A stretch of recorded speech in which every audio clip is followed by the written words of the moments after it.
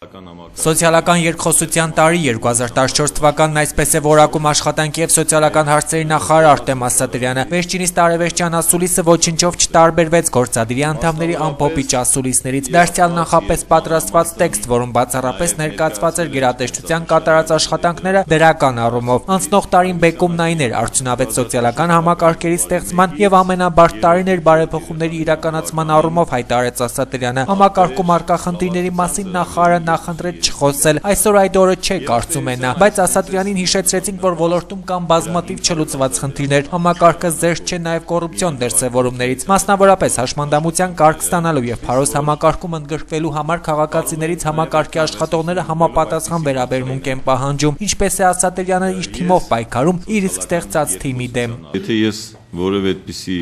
օրինակի տեղյակ լինեի, դրան համապատասխան ընթացք կտայի եւ կարծում եմ դրա ճիշտ ձևաչափը իրավապահ մարմինների միջոցով այս խնդրին անդրադառնալն է, կոնկրետ դեպքերի մասին ենք եթե խոսում։ Նաև հասարակությունը ինքը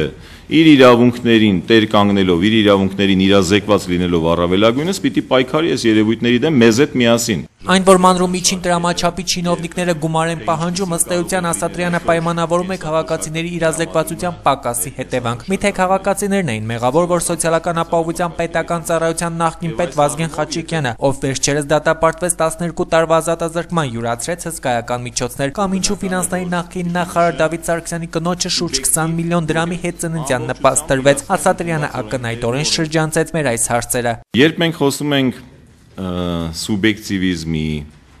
միտումնավոր սխալների եւ նմանատիպ այլ երևույթների մասին, պիտի նկատի ունենանք, որ բոլոր անձինք, այդ թվում պետական աշխատողները մարդիկ են, ովքեր կարող են սխալվել։ Արտեմ Ասատրյանն, ով համարվում է պաշտադիր կուտակային կենսաթոշակային համակարգի մասին օրենքի կնքահայր, անդրադառնալով աղմկա հարույց օրենքին կրկնեց Սերժ Սարգսյանի օրենքի վերաբերյալ արած միտքը։ Ըստ Ասատրյանի, ապահով ծերություն ունենալու համար երիտասարդը պետք է խնայողություններ անի։ Ինչ վերաբերում է աղքատության եւ գործազրկության բարձր մակարդակին, ապա Արտեմ Ասատրյանի խոսքով ընթացիկ տարում այդ ուղղությամբ եւս քայլեր են ձեռնարկվել։ Եթե այսօր բացառեինք այդ սոցիալական պաշտպանության ոլորտի տրանսֆերտների տրամադրումը, ապա աղքատության մակարդակը կլիներ շատ ավելի բարձր։ Վերջում Արտեմ Ասատրյանը խոսեց նաև 2015 թվականի անելիքների մասին։ Պետական բյուջեով նախատեսված է նպաստների և կենսաթոշակների ավելացում։ Հաջորդ տարվա հուլիսից նվազագույն աշխատավարձը ևս կբարձրանա։